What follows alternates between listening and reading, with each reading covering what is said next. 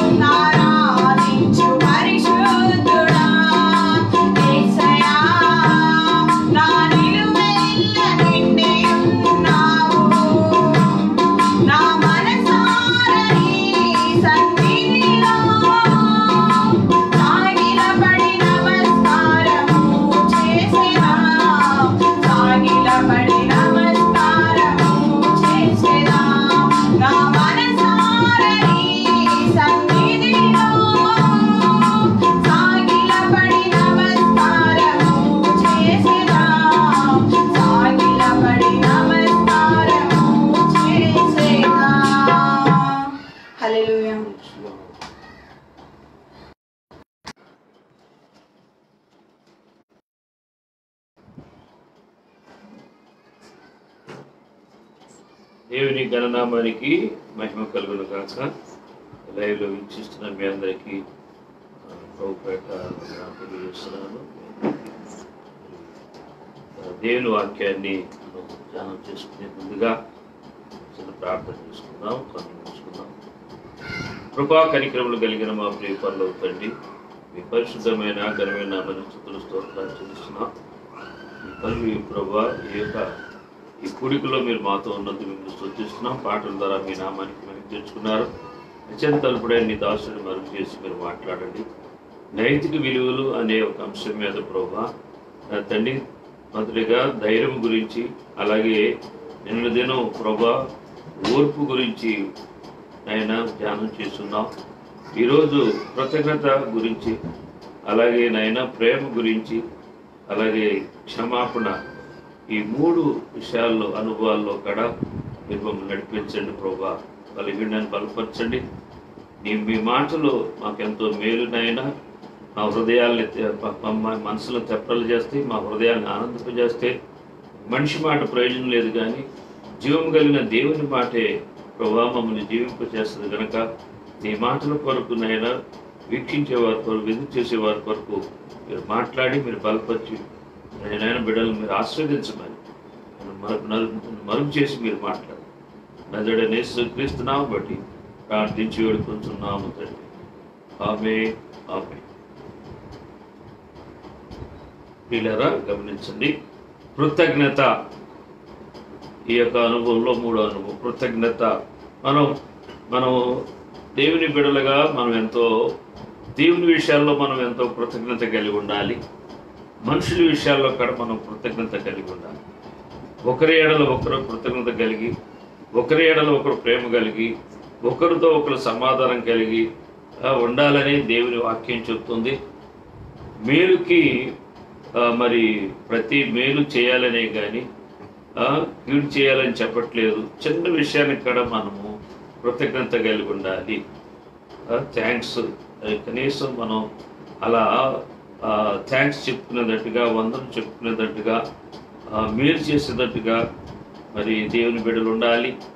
అలాగే మనం అనేక మందికి ఒక మంచి మాదిరి చూపించినప్పుడు అనేక మంది ఆ రీతిగా ఉండటానికి మన పిల్లలు కానీ అలా బయట వాళ్ళు కూడా అలా ఒక యేసు ప్రభు మనకు చూపించిన మాదిరి మనం అట్లా నడుచుకున్నప్పుడు, ఆ రీతిగా జీవించినప్పుడు సమాజానికి కూడా ఎంతో మరి మేలు చేసిన వాళ్ళు అవుతాం కనుక వాక్యం ఏం చెప్తుందంటే ఎఫెసీయులకు రాసిన పత్రిక 5వ అధ్యాయం 4వ వచనంలో కృతజ్ఞత వచనమే మీరు ఉచ్చరింపవలెను కానీ మీరు బూతులైనను పోక్రియ మాటలైనను సరసోక్తులైనను ఉచ్చరింపకూడదు, ఇవి మీకు తగవు అని చెప్తుంది.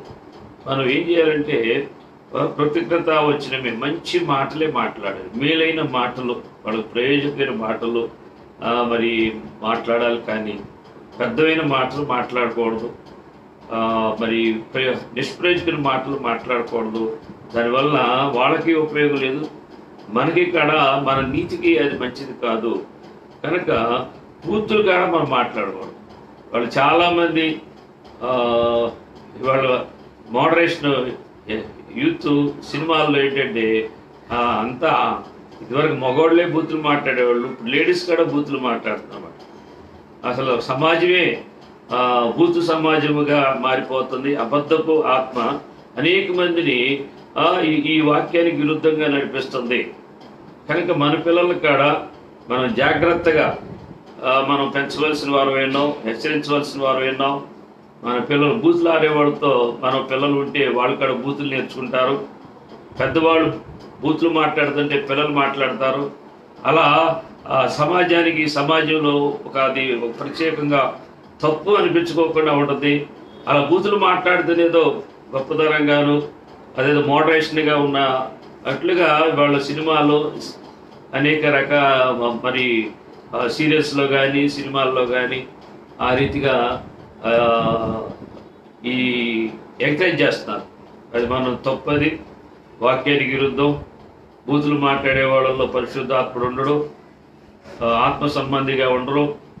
వాళ్ళ విలువలు పోగొట్టుకుంటారు కనుక మనం బూతులు మాట్లాడకూడదు. ఒకవేళ మన నోటమ్మట బూతులు వస్తున్నాయంటే మనలో దేవుని ఆత్మ పని చేయట్లేదని, దేవుని వాక్యం మనలో లేదని మనం తెలుసుకోవాలి. హృదయం నిండిన దాన్ని బట్టి నోరు మాట్లాడద్దని వాక్యం చెప్తుంది. మనం ఏది మనసు పెట్టి వింటామో అదే పలుకుతాం. కనుక మన మనస్సు చాలా ప్రాముఖ్యమైనది. కనుక మన మనస్సుని దేవుని వాక్యం మీద పెట్టుకొని దేవుని మనసు కలుగున్నప్పుడు మనము మేలైన మాటలు పలకగలుగుతాం, కృతజ్ఞత కలిగి జీవిస్తామని వాక్యం తెలియజేయబడుతుంది. మూడోదిగా ఏంటంటే పోకిరి మాటలండి. ఈ కుర్రోళ్ళు ఎలా పడితే అలా ఇష్టానుసారంగా భయం లేకోకుండా విచ్చలవిడిగా మాట్లాడుతున్నారు. అదే దాన్ని మనం అంటాం ఏంటంటే పోకిరిగా మాట్లాడతాం అని అంటాం. అట్లాగే పోకిరి మాటలు అది పిల్లల్లోనూ ఉండకూడదు, మరి ముఖ్యంగా పెద్దోళ్ళు కూడా అలా మాట్లాడకూడదు. విచ్చలవిడిగా ఇష్టానుసారంగా భయం లేకోకుండా క్రమం లేకోకుండా మాట్లాడే మాటల్ని పోకిరి మాటలు అంటారన్నమాట. అలాగే సరస్వక్తులు, ఈ సరస్వక్తులు కూడా బైబిల్ అంగీకరించట్లేదు. అది ఈ సరసాలు అనేది లోక సంబంధమైంది, శరీర సంబంధమైంది, చెడు సంబంధమైంది. 60 సంవత్సరాలు వచ్చినోడు కూడా సరసాలు ఆడుతూ ఉంటారు ఆడపిల్లల విషయాల్లో, మరి చిన్నపిల్లల విషయాల్లో, మరి ముఖ్యంగా ఆడపిల్లల విషయాల్లో వయసుతో నిమిత్తం లేకుండా సరసాలు ఆడతారు. నిజంగా అది చాలా తప్పు అన్నమాట. అలాగే వరుసలు పెట్టి సరసాలు ఆడేవాళ్ళు కానీ, లైంగికమైన సంబంధించిన పద్ధతుల్లో మాట్లాడేవాళ్ళు, వీళ్ళంతా కూడా ప్రకృతి సంబంధులు, దేవుని ఆత్మ లేని వారు, దేవుని ఎరగని వారు, దేవుని భయం లేని వారే సరసాలు ఆడతారు అనేది మనం ఒకసారి అర్థం చేసుకోవాలి. సరస్వక్తులని ఉచ్చరింపకూడదని దేవుని వాక్యం హెచ్చరిస్తుంది. ఇవి మీకు తగవు. తగని పనులు చేస్తే తక్కువ అవుతాం, దేవుడు చేయమన్నట్టుగా చేస్తే దేవుడు మనం హెచ్చిస్తాడు. మన వాక్య భాగం చూసుకుంటే 4వ అధ్యాయం, ఎఫెసీయులకు రాసిన పత్రిక 4వ అధ్యాయము 26వ వచనం ఏం తెలియజేస్తుందంటే, కోపపడుడి కానీ పాపము చేయకుడి. కోపాలు సహజం. మనిషి అన్న తర్వాత లోకంలో ఉన్నప్పుడు, అన్యులతో ఉన్నప్పుడు, పరిస్థితులు సరిగ్గా మనకి ప్రతికూలంగా ఉన్నప్పుడు కోపాలు వస్తాయి. మనిషి అన్న తర్వాత కోపం రాకోకుండా ఎవరికి ఉండదు. కొంతమంది కోపాన్ని నిగ్రహించుకుంటారు, కొంతమంది కోపాన్ని ఎక్స్పోజ్ చేస్తూ ఉంటారు. వాళ్ళ శరీర తత్వాలను బట్టి, కొన్ని పరిస్థితులను బట్టి. కొన్నిసార్లు మనం ఆత్మపూర్వంగా ప్రార్థన చేసుకున్నప్పుడు ఎటువంటి పరిస్థితులైనా జయించగలిగిన ఓర్పు సహనాలు మనలో ఉంటాయి. ఎప్పుడైతే దేవునితో మనం సహవాసం చేయనప్పుడు, దేవుని యొక్క జీవం మనలో లేనప్పుడు మనం ప్రతి చిన్న విషయానికి కోపగించుకునే పరిస్థితులకి మనం నెట్టబడతా ఉంటాం అన్నమాట. అందుకనే కోపము వస్తుంది కానీ పాపం చేయొద్దని వాక్యం చెబుతుంది. ఏంటి, కొంతమంది కోపం రాగానే బూతులు తిడుతూ ఉంటారు, అలా ఇష్టానుసారంగా మాట్లాడుతూ ఉంటారు. అటువంటివి చేయకూడదని, అలాగే ఈ కోపాన్ని రేపుడికి తీసుకెళ్ళకూడదు. ఉదయం కోపం వస్తే సాయంత్రం సూర్యాస్తమయానికి మన కోపాన్ని తీసేసుకుని మనం సమాధాన పడాలని దేవుని వాక్యము తెలియజేయబడుతుంది. అందుకని మనలో ఉన్న బలహీనతని, మనలో ఉన్న శరీరతత్వాన్ని జయించాలి అంటే దేవుని ఆత్మకి మనం అప్పగించబడి ప్రార్థన చేసుకున్నప్పుడే మనం జయించగలుగుతాము. అలాగే ఇంకో పత్రికలో ఏముందంటే, కొలసీయులకు రాసిన పత్రికలో 3వ అధ్యాయము 8వ వచనం ఏం తెలియజేస్తుందంటే, ఇప్పుడైతే మీరు కోపము, ఆగ్రహము, దుష్టత్వము, దూషణ, మీ నోట బూతులు అని వీటన్నిటినీ విసర్జించమని అపోస్తలుడైన పౌలు ఎఫెసీ సంఘంతోనే కాదు, అలాగే మరి కొలసీ సంఘంతో కూడా చెప్తున్నాడు. మరి ఎఫెసీ సంఘంతో చెప్పిన మాట కొలసీ సంఘంతో చెప్తున్నాడు, ఈరోజు మీతో కూడా చెప్తున్నాడు అనమాట. కనుక ఇప్పుడు మనము ఆత్మీయంగా ఉన్నప్పుడు, దేవుని ఎరిగినప్పుడు, రక్షణ పొందినప్పుడు, మార్మనస్సు కలిగినప్పుడు, మనం ఇప్పుడు అంతకుముందు అయితే దేవుని ఎరగనప్పుడు, లోకంలో ఉన్నప్పుడు, పాపులతో ఉన్నప్పుడు పాపం చేశాం, పాపపు మాటలు మాట్లాడాం, కోపపడ్డాం, ఆగ్రహపడ్డాం, దుష్టత్వము, మనం చెడుతనం చూపించాం, బూతులాడాం. వీటన్నిటినీ ఆనాడు కలిగి ఉన్నాం. కానీ ఈనాడు ఇప్పుడు ప్రభువుని తెలుసుకున్న తర్వాత ఇప్పుడు మనం విసర్జించాలని దేవుని వాక్యం మనని హెచ్చరిస్తుంది. ప్రియులారా గమనించండి. రోమిలికి రాసిన పత్రిక 8వ అధ్యాయం 13వ వచనం ఇక్కడ ఏం చెప్తుందంటే, మీరు శరీరానుసారముగా ప్రవర్తించిన ఎడల చావవలసిన వారై ఉందరు గాని ఆత్మచేత శారీరక క్రియలు చంపిన ఎడల జీవించెదరు. మనం శరీరానుసారముగా ప్రవర్తించకూడదు. మనం శరీర మనసును మార్చుకుని ఆత్మానుసార మనసు కలిగి మనము వీటిని జయించినప్పుడే మనం ఆత్మీయంగా విశ్వాసం కలిగి ఉంటాం, భక్తి కలిగి ఉంటాం. దేవునికి ఒక మాదిరికరమైన జీవితాన్ని అనేక మంది అన్యజనులు మన యొక్క కుటుంబంలోనూ ఇరుగు పొరుగు వారికి కూడా మనం చూపించుతాం. ప్రియులారా గమనించండి. అలాగే ఫిలిప్పీయులకు రాసిన పత్రిక 4వ అధ్యాయము 6వ వచనం కూడా ఏం తెలియజేస్తుందంటే, దేనిని గూర్చి చింతపడకుడు గాని ప్రతి విషయములోనూ ప్రార్థన విజ్ఞాపన చేత కృతజ్ఞతాపూర్వకముగా మీ విన్నపములు దేవునికి తెలియచేయడి అని వాక్యం చెప్తుంది. దేని గురించి మనం చింతపడాల్సిన పని లేదు. కొంతమంది ప్రతి విషయానికి భయమే, ప్రతి విషయానికి మరి గలిబిలి పడిపోతూ ఉంటారు, చింతపడతారు, చికాకు పడతారు, నెమ్మది పోగొట్టుకుంటారు. కనుక మనం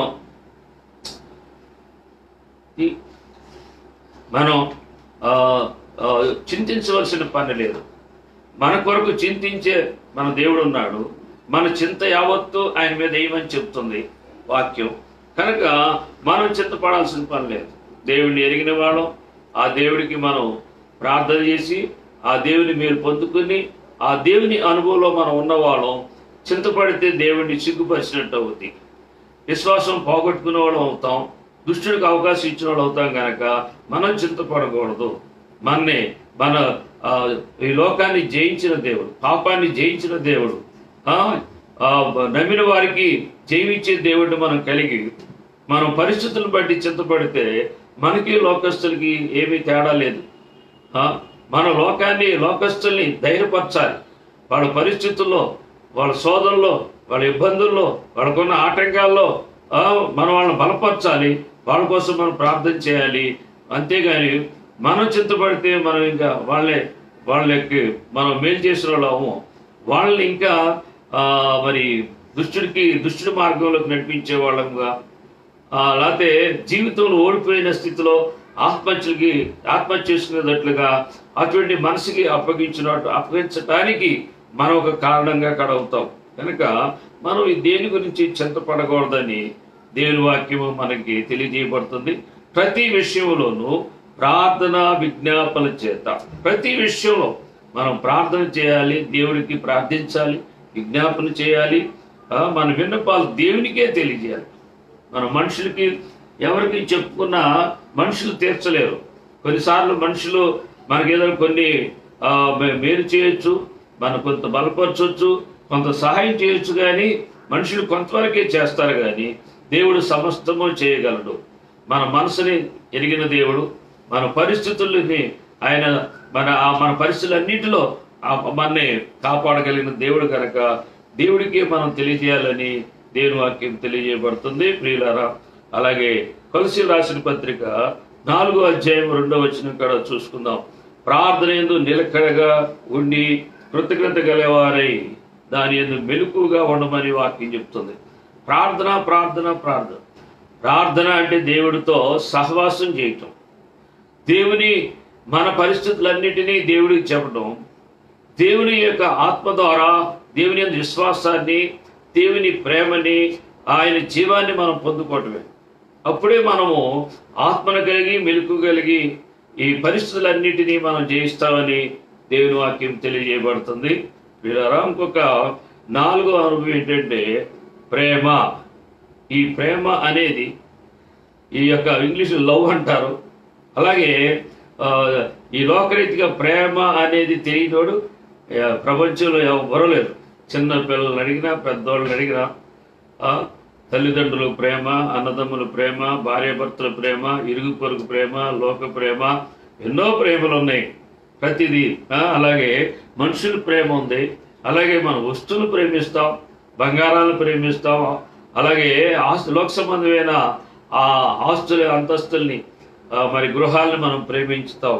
కానీ దేవుని ప్రేమ గురించి మనం దేవుడి వాక్యం ఏం తెలియజెప్తుందంటే, ప్రేమ యేసు ప్రభు మనం ప్రేమించాడు.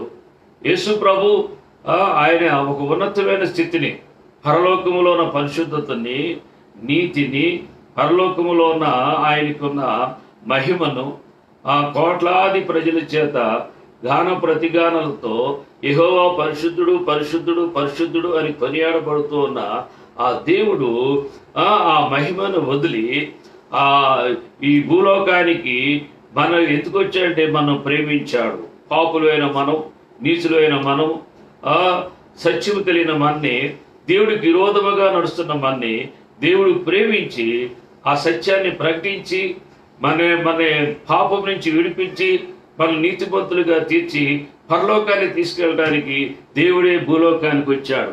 ఆయన ఏమి త్యాగం, ప్రేమలు ఏముందంటే త్యాగం అన్నదే.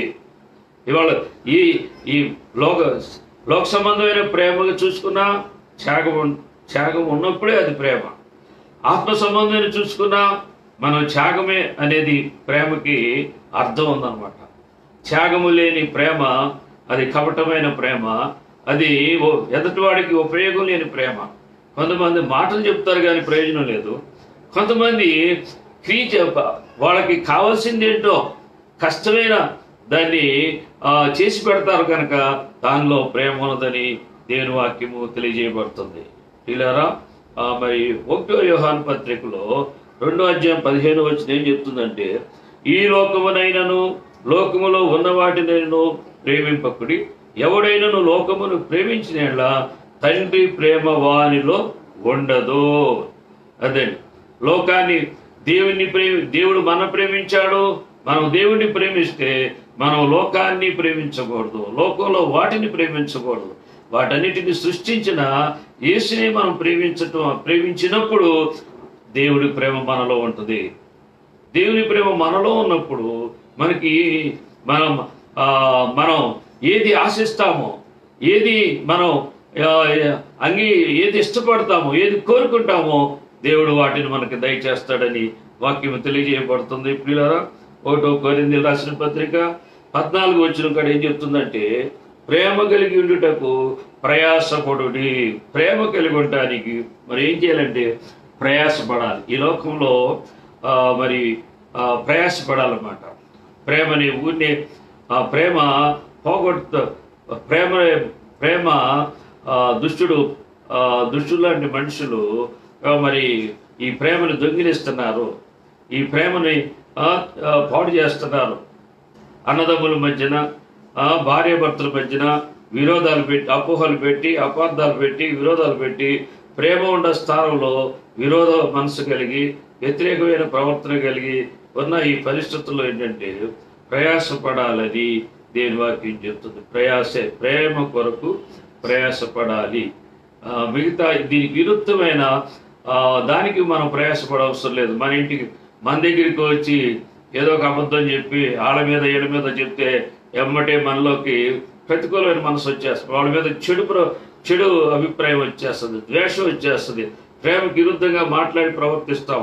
కనుక అది మనకు దగ్గరికి వెళ్ళిన ప్రేమ మన ఇంటికి వస్తుంది, అది ద్వేషం. కానీ ప్రేమ మట్టికి మనము యేసు ప్రభు దగ్గరికి వెళ్ళాలి, యేసు ప్రభు బిడ్డల దగ్గరికి వెళ్ళాలి, వాళ్ళ దేవుని మాటలు వినాలి, దేవుడికి ప్రార్థన చేయాలి. అప్పుడే మనం ప్రేమని కలిగి ఉంటాం. అది నిరవరంగా కూడా మనకు ఉండాలన్నమాట. దేవుని సన్నిధిలోనే ప్రేమ ఉన్నది. ఆ ప్రేమ కొరకు మనం ప్రయాసపడాలి. ఇవాళ చాలామంది ప్రయాసపడట్లేదు. చర్చిలకు వెళ్ళటంలా, వాక్యం వింటలా, కనుక ఎక్కడ పెడితే అక్కడ వాళ్ళకి ఇష్టమైన దాన్ని వాళ్ళు వింటున్నారు. కనుక దేవుని ప్రేమను పోగొట్టుకుంటున్నారు, ఓర్పును పోగొట్టుకుంటున్నారు, అపజయాలు పొందుతున్నారు, నిరాశ పడుతున్నారు. వాళ్ళు ఎంతోమంది ఓడిపోయిన స్థితిలో ఉండడానికి కారణం ఏంటంటే దేవుని ప్రేమ తెలుసుకోకపోవటము, దేవుడితో సహవాసం లేకపోవటమే. వాళ్ళు మరి ప్రేమ ఫలం పొందుకోలేకపోతున్నారు. అందుకనే ప్రేమను మనము సహోదరు ప్రేమ మనం కలిగి ఉండాలి. ఒకరి ఎడలో ఒకరు ప్రేమ కలిగి ఉండాలి, ఒకరి ఎడలో ఒకళ్ళు క్షమాగుణం కలిగి ఉండాలి, కృతజ్ఞత కలిగి ఉండాలి, ఎదుటి వారికి మేలు చేసేటట్టుగా మనం ఉండాలి. అదే దేవుని ఆత్మ మన నుంచి కోరుకునేది. 1 పేతురు 4:8 కాడ మనం చూసుకున్నప్పుడు, ప్రేమ అనేక పాపములను కప్పును గనక అన్నిటికంటే ముఖ్యముగా ఒకని ఎడల ఒకడు మిక్కుటమైన ప్రేమ కలిగిన వారై ఉండాలని పేతురు గారు చెప్తున్నాడు. మిక్కుటమైన ప్రేమ అన్నమాట. ఈ ప్రేమ ఎలా వస్తుందండి? యేసు ప్రభు ఆత్మ ద్వారా వస్తుంది. దేవుని వాక్యాన్ని మనం అంగీకరించినప్పుడు, దేవునితో మన సహవాసం ఉన్నప్పుడు దేవుడు ఆత్మ మనలోకి ప్రేమని కుమ్మరిస్తాడంట. ఆత్మ మనలో ప్రేమను కుమ్మరిస్తాడంట.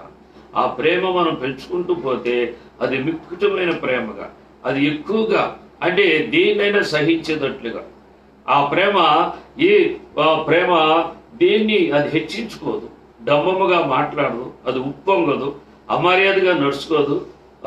ఆ ప్రేమ మరి సహిస్తుంది, ఓర్చుకుంటుంది. కనుక ఆ ప్రేమ మరి ఇంకొక మనిషి మన సహోదరుడి జయించేటట్లుగా మనలో దేవుడు ప్రేమను పెట్టాడు. ఆ ప్రేమే ఈరోజు అనేక మంది సువార్త ప్రకటించడానికి, ఆ సువార్త ద్వారా అనేక మంది కష్టాలు పడటానికి, అనేక శ్రమలు పడటానికి, అనేక మరి ఆ యేసు ప్రభు ప్రేమ, సహోదరు ప్రేమ కొరకు ఎంతో మంది మరి హతసాక్షులు అవుతున్నారు. మరి అనేక మంది పస్తులు ఉంటున్నారు. అనేక మంది ఆర్థికమైన ఇబ్బందులు పడుతూ దేవుని కొరకు మరి సువార్త ప్రకటించి ఆత్మలు రక్షించి ఆ దేవుని రాజ్యాన్ని కట్టడానికి ప్రేమే కారణము. అటువంటి ప్రేమ మనం కలిగి ఉండాలని దేవుని వాక్యము తెలియజేయబడుతుంది. ప్రియులారా, అలాగే ఎఫెసీయులకు రాసిన పత్రిక 6:24 ఏమని చెప్తుందంటే, మన ప్రభు అయిన యేసుక్రీస్తును శాశ్వతమైన ప్రేమతో ప్రేమించుదాము, వారికి శాశ్వతమైన ప్రేమతో ప్రేమించే వారందరికీ కృప కలుగును. శాశ్వతమైన ప్రేమతో ప్రేమించే వాళ్ళందరికీ కృప కలుగుద్దంట. ఆ ప్రేమ అనేది అవసరాలను బట్టి వచ్చేది కాదు, లేకపోతే 1 రోజు 2 రోజులు నెల రోజులు కాదు. మన ప్రేమ నిలవరముగా ఉండాలి, శాశ్వతముగా ఉండాలి అనేది, ప్రేమలో స్థిరంగా ఉండాలి మనము. అప్పుడే దేవుని కృపని మనం పొందుకుని ఆ కృప ద్వారా మనము దీవించబడతాము, ఆ కృపలో మనం వర్ధిల్తాము. మన కృప ఏమంటే కృపని మనం పొందుకుంటాము, కృపలో ఎదుగుతాము. ఆ కృపను గురించి అపోస్తలుడైన పౌలు చెప్తున్నాడు. అనేక మంది భక్తులు చెప్పిన దేవుని వాక్యం చెప్తుందంటే, కృప అంటే మనం జీరో, మనం లేవు. ఆ కృపలో ఉన్నప్పుడు మనం లేవు, నేను అనేది లేదు. యేసు ఉన్నాడు, యేసు ఇవన్నీ మనం కలిగి ఉంటాం.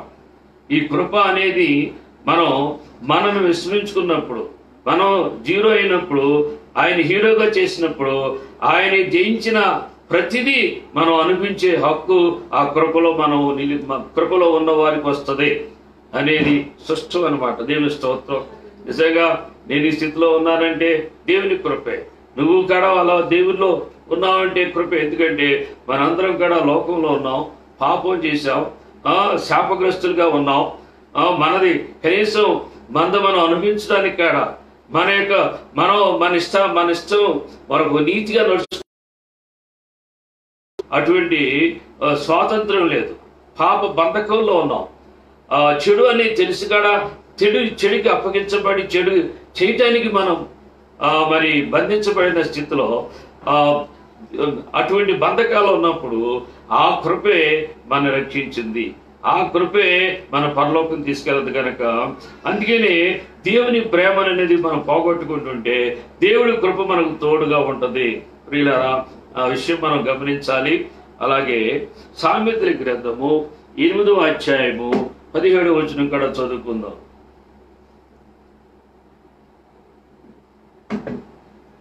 నన్ను ప్రేమించు వారిని నేను ప్రేమించుచున్నాను, నన్ను జాగ్రత్తగా వెతుకువారు నన్ను కనుగొందురు. దేవుణ్ణి ప్రేమించినప్పుడు దేవుడు మన ప్రేమిస్తాడంట. దేవుణ్ణి ఎతికితే దేవుణ్ణి కనుగొంటామంట. చక్కగా పరమగీతాల్లో మరి షలోమెతి మరి తన ప్రియుడిని ఎతికటం అనేది అది ఎంత అది మనం మన హృదయాన్ని, దేవుణ్ణి మనం ఎతకటువంటి ఈరోజు దేవుని వాక్యాన్ని, వాక్యంలో ఉన్న యేసుని, వాక్యంలో ఉన్న ప్రేమని మనం వెతకాలి. రోజు వాక్యాన్ని ధ్యానించాలి. మన ఆత్మకి ఆహారమే దేవుని వాక్యము, దేవుని సత్యము గనక ఎప్పుడైతే ఆ వాక్యము మనం చదువుతూ ఉంటామో, వాక్యము వింటూ ఉంటామో, వాక్యము ధ్యానిస్తూ ఉంటామో, దేవుని ఆత్మ మనలో దేవుని యొక్క విశ్వాసము మనలో బలముగా, మన విశ్వాసం బలంగా నిలబెడుద్ది. అప్పుడు యేసుని మనం కలిగి ఉండటానికి మన విశ్వాసమే మనకు ధైర్యాన్ని ఇస్తుంది. ఏదైతే మనం కావాలనుకుంటున్నామో నిశ్చయముగా నా ప్రభు నాకు ఇస్తాడో అనే అనుభవే దేవుడిని మనం ఎతకటము, పొందుకోవటము అనేది అదే అనుభవం అన్నమాట. దేవుడు నాకు చేస్తాడు, దేవుడు నాకు ఇస్తాడు అనేది నువ్వు చెప్పగలుగుతావు, ధైర్యంగా చెప్పగలుగుతావు. దేవుడు నన్ను స్వస్థపరుస్తాడు, దేవుడు నాకు నమ్మదగిన వాడు, దేవుడు ప్రేమ కలిగిన వాడు, దేవుడికి అసాధ్యమైంది లేదు, దేవుడు ఏమైనా చేయగలుగుతాడు అనే ఒక విశ్వాసం పలుకు అనేది ఎక్కడి నుంచి వస్తుందంటే దేవుడిని మనము ఎరిగినప్పుడు, ఆయన్ని కలిగినప్పుడు, ఆయన ఆత్మ ఇచ్చే మనకు విశ్వాసాన్ని, ఆ ధైర్యంతో మనం పలికినప్పుడు నిశ్చయముగా దేవుడు దాన్ని జరిగిస్తాడు అన్నమాట. దేవుని స్తోత్రం. మన దగ్గరే ఉన్నది. దేవుడు చెయ్యాలి అంటే ఎవరు ఆటంకం కాదు, మన మనస్సే ఆటంకం, మన హృదయమే ఆటంకం, మన బలహీనతలే, మన విశ్వాసమే మన ఆటంకం. కానీ ఆటంకపరిచేవాడు మనలోనే ఉన్నాడు. కానీ వాక్యం ఎప్పుడైతే నువ్వు నమ్ముతావో, వాక్యం ఎప్పుడైతే నమ్ముతావో, వాక్యం ఎప్పుడైతే పలుకుతావో, అప్పుడు లోకంలో ఉన్నవాడు కంటే మనలో ఉన్నవాడు గొప్పవాడని మన ద్వారా దేవుడు నిరూపిస్తాడు. నేను స్తోత్రం. అలాగే 8వ అధ్యాయం 18వ వచనం కాడ ఏం చెప్తుందంటే, ఐశ్వర్య ఘనతలు స్థిరమైన కలిమియు నీతియు నా యొద్ద ఉన్నవి. దేవుడి దగ్గర ఏమున్నాయంటే వాళ్ళు చాలా మంది చూడలేకపోతున్నారు. వాళ్ళ అంజలి కాడగా కొంతమంది గ్రహింపు లేకుండా మాట్లాడుతున్నారు. యేసు ప్రభు తను తానే రక్షించుకోలేకపోయాడు అని ఏదేదో మాట్లాడుతున్నారు, జ్ఞానం లేని మాటలు. కానీ యేసు ప్రభు దగ్గర బుద్ధి, జ్ఞాన, సర్వ సంపదలు నాలో గుప్తమైనవి అంటున్నాడు. ఎవరైతే దేవుణ్ణి ఎదుగుతారో, ఎవరైతే నమ్ముతారో, ఎవరైతే అడుగుతారో వారికి ఇవ్వటానికి దేవుడు సిద్ధముగా ఉన్నాడు. ఆయన దగ్గర బుద్ధి, జ్ఞాన, సర్వ సంపదలు ఉన్నాయి, ఐశ్వర్యము, ఘనతలు ఉన్నాయి, స్థిరమైన కలిమి ఉంది, నీతి ఉంది దేవుడి దగ్గర. యేసు ప్రభు దగ్గర లేదంటూ ఏమి లేదు. లోకంలో ధనం ఉంది, లోకంలో సుఖాలు ఉన్నాయి, లోకంలో అధికారాలు ఉన్నాయి, కానీ లోకంలో నీతి లేదు. కానీ యేసయ్యలో నీతి ఉంది, యేసయ్యలో స్థిరమైన కలిమి ఉంది, యేసయ్యలో ఘనతలు ఉన్నాయి. ప్రియులారా, అది ఎవరైతే స్థిరమైన మనసు కలిగి ఉంటారో, యథార్థమైన హృదయం కలిగి ఉంటారో, ఎవరైతే నమ్మకముగా దేవుని ప్రేమించేవారుగా, దేవుని మాట ఇదేవారిగా ఉండవారికి దేవుడు వాటిని దయచేస్తాడని దేవుని వాక్యం సృష్టముగా తెలియజేయబడుతుంది. ప్రియులారా, అలాగే 8వ అధ్యాయం 21వ వచనం కాడ, సామెతలు 8:21 కాడ, నన్ను ప్రేమించు వారిని ఆస్తికర్తలుగా చేయుదును, వారి నిధులు నింపుదును అంటున్నాడు అనమాట. దేవుని స్తోత్ర. దేవుని వాక్యం నమ్మటమే కృప, దేవుని అడగటమే దేవుని దగ్గర మనం పొందుకుంటాం. నన్ను ప్రేమించు వారిని నేను ఆస్తికర్తలుగా చేయుదును, వారి నిధులు నింపుదును అంటున్నాడు. ఆ కృప చేత మన ప్రతి క్రీస్తు మహిమేశ్వరులో మన ప్రతి అవసరము తీర్చగలిగిన దేవుడు మనకున్నాడు. ప్రియులారా, మనం గమనించాలి, మన కొదవలేని ఆశీర్వాదం దేవుడి దగ్గర ఉంది.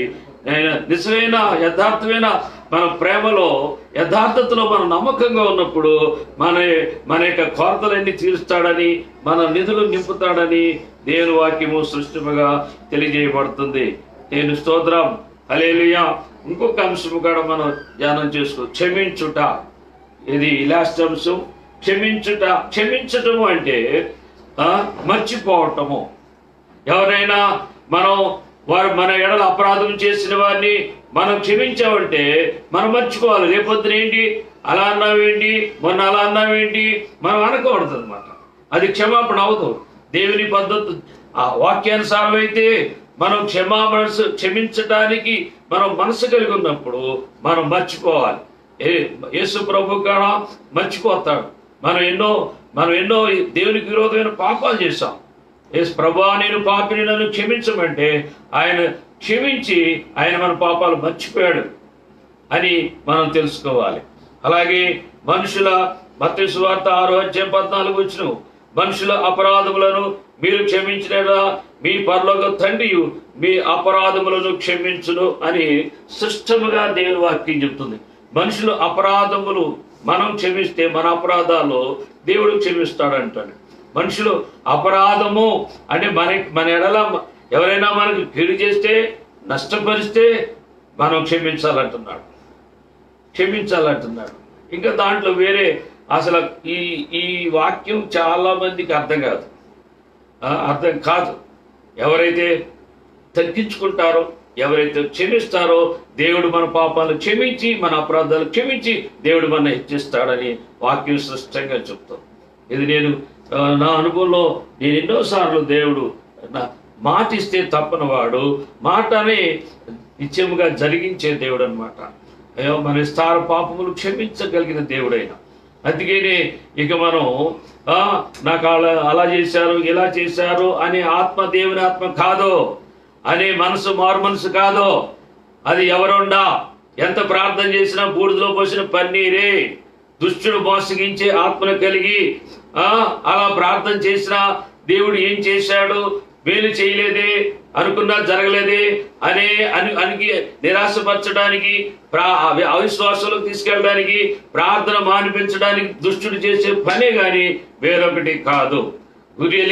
గురి కలిగి మనం పోరాటం చేయాలంటే నిశ్చయముగా వాక్యాన్ని నమ్మి ఆ ప్రకారంగా మనం చేసినప్పుడు, క్షమాగుణము కలిగినప్పుడు, క్షమించినప్పుడు మనం దేవుని చేత క్షమించబడి దీవించబడతాం ప్రియులారా. అందుకే అంటున్నాడు, క్షమించుడి అప్పుడు మీరు క్షమించబడుదురు, ఇయ్యుడి అప్పుడు మీకు ఇయ్యబడును, అప్పుడు ఇయ్యబడు. అణచి కుదించి దిగజారునట్లు నిండు కొలతను మనుషులు మీ ఒడిలో కొలుతురు. మీరు ఏ కొలతతో కొలుతురో ఆ కొలతతో మీకు మరలా కొలవబడినని వాక్యం చెబుతుంది. మనం ఎలా చేస్తే, ఏది విత్తితే అది కోస్తాం. మంచి విత్తావా మంచి కోస్తావు, చెడు విత్తావా చెడు కోస్తావు. ఏది చేస్తే అదే మనకి జరుగుద్ది అని దేవుని వాక్యం చెబుతుంది పిల్లారా. చెడు చేసి మంచి జరగమంటే ఎట్లా జరుగుద్ది? ఎదటి వాళ్ళని ద్వేషించి వాళ్ళు ప్రేమించాలనుకుంటే ఎట్లా జరుగుద్ది? ఎదటి వాళ్ళని మనం క్షమించుకోకుండా సమాధానం రావాలనుకుంటే ఎట్లా జరుగుద్ది? అందుకనే అది మన చేతుల్లోనే ఉంది ప్రియులరా. అందుకనే ఈ విషయాలు మనం గమనించుకుని వాక్యానుసారముగా మన భక్తిని మనం కట్టుకోకపోతే, ఆ భక్తి పరిశీలించుకోకపోతే, ఆ నీతిని కలిగి ఉండకపోతే, మనం ఆ అనుభవంలోకి రాకపోతే మనం మోసగించబడతాం. మరి మనం విన్న వాక్యములో 5 విషయాలు మరొకసారి మీకు జ్ఞాపకం చేస్తాను. మొదటి మాట ఏంటంటే ధైర్యము కలిగి ఉండాలి. ఆ ధైర్యములు ఏముందని నీతి న్యాయము మనం కలిగి ఉండాలి. ఓర్పులో ఓపిక కలిగి ఉండాలి. సహనముతో శ్రమలు సహించాలి అనేది రెండో మాట. మూడోది ఏంటంటే కృతజ్ఞతాస్తుతులు చెల్లించే వారముగా ఉండాలి. దేవుని గణపరిచే వారంగా ఉండాలి. కొంతమంది ఎంతసేపు ప్రతి విషయంలో సరిగేవాళ్ళుగా ఉంటారు. దేవుడు ఏం చేశాడు అనేది మనసు కలిగి ఉంటారు, కానీ దేవుడికి నేనేం చేశాను అనే మనసు ఎవరికి ఉండదని కృతజ్ఞత కలిగిన వారిలో ఉంటుంది, మారు మనసు కలిగిన వాళ్ళలో ఉంటుంది. ఆ అనుభవం మనం కలిగి ఉండాలి ప్రియులారా. దేవుని విషయాల్లో సంశయించేవాళ్ళుగా, సరిగేవాళ్ళుగా, ఒరిగేవాళ్ళు ఉండి ఎవరో ఏం మేలు పొందుకోలేరు, దేవుడి దగ్గర ఏమీ పొందుకోలేరు. దేవుడి దగ్గర పొందుకోలేరు కనుక దుష్టుడు వాళ్ళకి నష్టం కలిగిస్తాడు, దేవుడికి విరోధమైన పాపంలో పడేస్తాడు. అందుకనే కృతజ్ఞత కలిగిన వారంగా ఉండాలి. అలాగే ప్రేమ కలిగి ఉండాలి. త్యాగం చేయాలంటే మన హృదయాన్ని దేవుడికి ఇవ్వాలి. దేవుడు చెప్పినట్టుగా మనం నడుచుకున్నప్పుడు మనం చెడుని వదులుకొని మంచి చేయటమే దేవుడు మన నుంచి కోరుకుంటున్నాడు. అలాగే మనం దేవునికి అర్పించవలసినవి హృదయపూర్వకంగా అర్పించడం అనేది మనం నేర్చుకోవాలి. అలాగే క్షమించడం. 5వది ఏంటంటే క్షమించుట అంటే మన్నించుట, గౌరవించుట. అదండి ఈ 5 అనుభవాలు మన యొక్క నైతిక విలువల్ని పెంచితే, అనేక మందికి మాదిరి చూపించి అనేక మందిని దేవునిలోకి నడిపించే ఒక మంచి అనుభవాన్ని మనం కలిగి ఉండాలని దేవుడు కోరుకుంటున్నాడు. ప్రభు ఈ మాటలు దీవించును గాక. ఆమేన్. ప్రార్థన చేసుకుందామండి. పాట పాడుకుందాం ఒక పాట.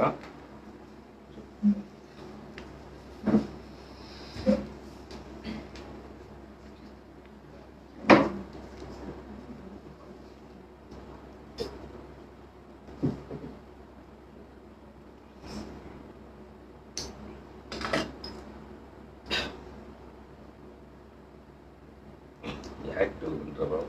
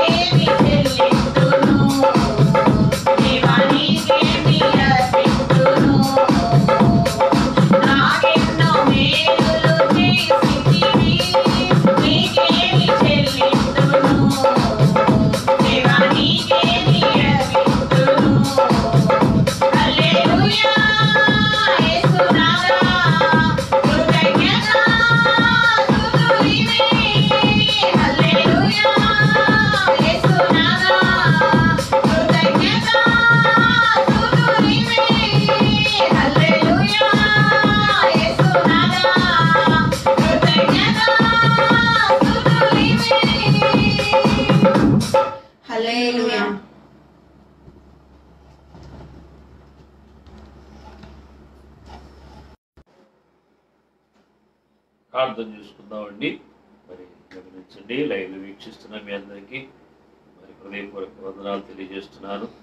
దేవుడు తన మహాకృపను బట్టి దేవుని సన్నిధికి మనం ఎంతగానో రావటానికి దేవుడు మనతో మాట్లాడుతున్నాడని నమ్మండి. ఒక మనిషి మాటగా తీసుకోవద్దు. ప్రార్థనాపూర్వకంగా ప్రభా నాతో మాట్లాడండి అని మనం ప్రార్థన చేసినప్పుడు మనతో దేవుడు మాట్లాడతాడు. మన హృదయాల్ని ధైర్యపరుస్తాడు, మన మనసుల్ని తెప్పలు చేస్తాడు. దేవుడిని మనం కలిగి ఉంటాం.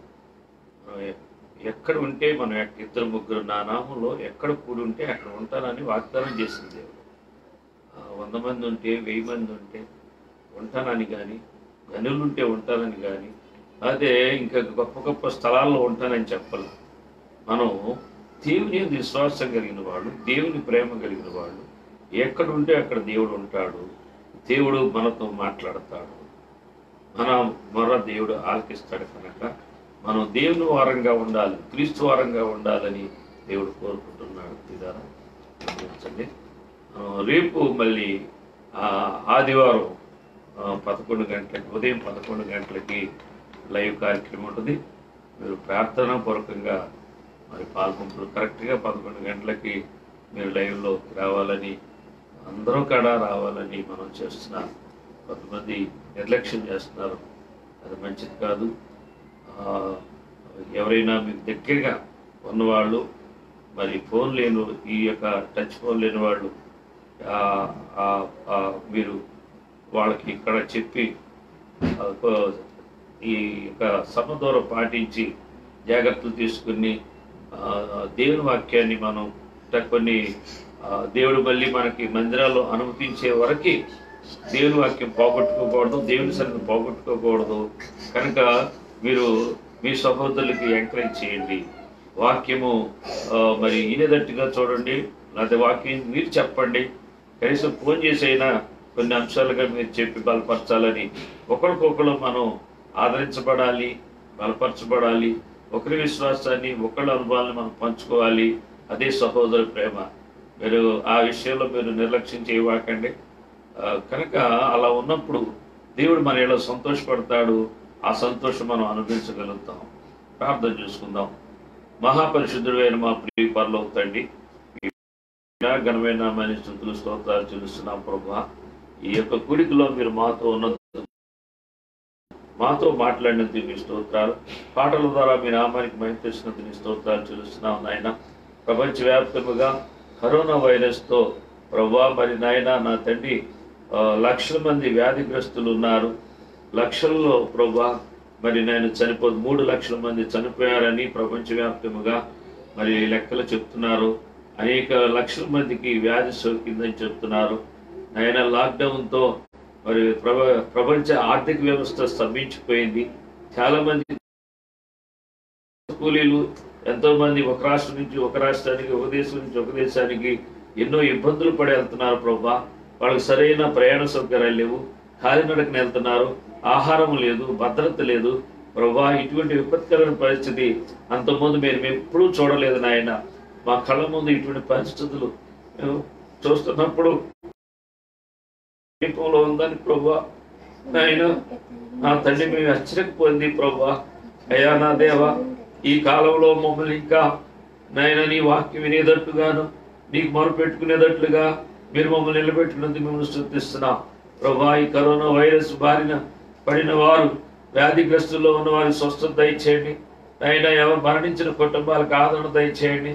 ఈ నాయన ఈ చిన్న పురుగు ఈ పెద్ద నాయన ప్రపంచ దేశాలని నాయన కదిలించి వేస్తుండగా, భయపెడుతుండగా, నాయన మరణ మృదంగము వాయించుండగా ప్రభా ఈ వైరస్ నుంచి మీరు విడిపించమని ప్రార్థన చేస్తున్నాను ప్రభా. నా తండ్రి మీరే చాలా మంది ఆహారము లేనివారుగా, పనులు లేవు, తినడానికి తిండి లేదు ప్రభా.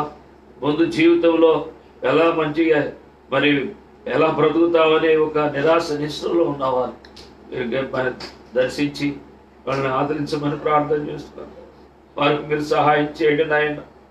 చాలామంది నాయన మా రాష్ట్రంలో, మా దేశంలో ఇక్కడ దయాదుర్దులు స్పందించి ఎన్నో దాన ధర్మాలు చేస్తున్నారు, ఎన్నో సత్కార్యాలు చేస్తున్నారు. వాళ్ళని బట్టి మిమ్మల్ని స్తుతిస్తున్నాను ప్రభువా. ఇంకా నాయన ఉన్నవారు లేని వారి కొరకు నాయన నాయన నిలబడినట్లుగా సహాయం చేయండి ప్రభా. అయ్యా ఆహారము కలిగిన వారు ఆహారం లేని వారికి ఆహారం ఇవ్వని నువ్వు హెచ్చరించావు ప్రభా. ఆ నీతిని పాటించే ప్రభు మా అందరికీ దయచేయమని నీ స్తోత్రాలు. ఈ పరిస్థితులన్నిటిని మీరు మార్చమని ప్రార్థన చేస్తున్నాను. ఈ లాక్డౌన్ తీసివేయడానికి అందరూ కూడా జాగ్రత్త కలిగి ప్రభా ఈ వైరస్ని జయించడానికి తండ్రి ఆర్థికమైన పరిస్థితులన్నింటిలో కూడా మీరు సహాయం చేయమని దీవించమని మరి మా రాష్ట్ర ప్రభుత్వంతో మీరు తోడుగుండండి. మా ముఖ్యమంత్రి గారితోనూ మంత్రులతో మీరు తోడుగా ఉండండి. మా ప్రధానితో తోడుగా ఉండండి ప్రభా. మా దేశ ప్రజలతో తోడుగా ఉండమని ప్రార్థన చేస్తున్నాం. మా దేశ నాయకులకి మీ జ్ఞానం దయచేయండి. నీ యందు నాయన నీ జ్ఞానము కలిగి నాయన నా ప్రభా ఆయన సంయోచితంగా ప్రవర్తించడానికి మీ బిడ్డలకి మీ జ్ఞానం అనుగ్రహించి సహాయం చేయమని నా తండ్రి. ఈ ప్రపంచ ప్రజలు మా దేశ ప్రజలు నీ తట్టు చూడటానికి మారు మనసు లేని మారు మనసు పొందడానికి రక్షణ లేని రక్షణ పొందడానికి ప్రభా నీ కృపతో వేడుకుంటానికి సహాయం చేయమని అంతటా అందరూ కూడా మారు మనసు పొంది రక్షించబడినట్లుగా సహాయం చేయమని మీరే దీవించి ఆశీర్వదించమని మీ నామానికి మహిమ ఘనత ప్రభావం తెచ్చుకోమని నజరేయుడైన యేసుక్రీస్తు నామమును బట్టి ప్రార్థించి వేడుకొంచున్నాము తండ్రి. ఆమేన్. పరమ తండ్రి అయిన దేవుని ప్రేమయు ప్రభువైన యేసుక్రీస్తు కృపయు పరిశుద్ధాత్మిక అన్యోన్య సహవాసము కూడిన మనకు సకల పరిశుద్ధులకు సదాకాలంతోడే నడిపించును గాక. ఆమేన్. యేసు రక్తమే శిలువ రక్తమే ప్రవేశనం సంపూర్ణ జయం కలుగుతాడు. ఆమేన్. ఆమేన్. ఆమేన్.